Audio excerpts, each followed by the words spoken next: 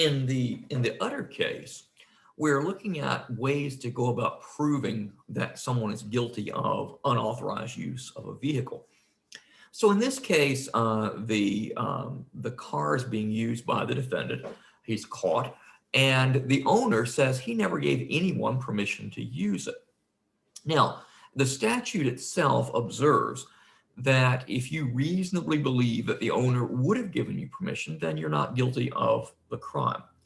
So how do you go about proving that the owner not only did not give permission for the defendant to drive the car, but also that it would have been unreasonable for him so to believe?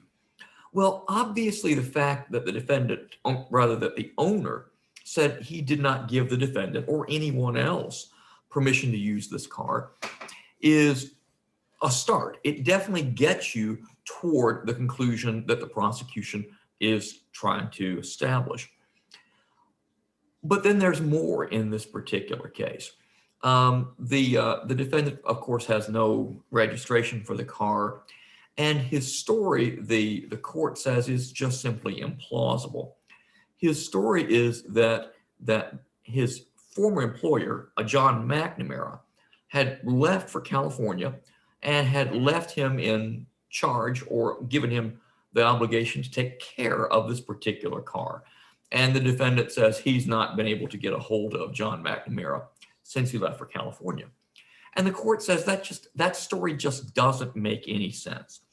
So combined with the fact that you have a story that the defendant offers that is, as the trial court says, implausible on its face, combined with the fact that the owner of the car said he didn't give permission to anyone to use this car, then there's no way for the defendant to establish that he reasonably believed that the actual owner of the car would have allowed him to use it.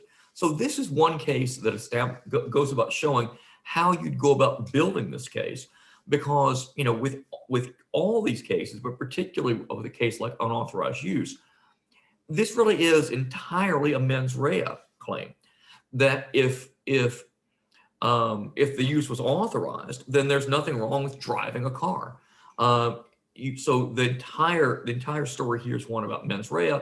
So we have to build the story about what's inside the defendant's mind by looking at the external surroundings. And this is a great case to show you how to go about building one of these cases.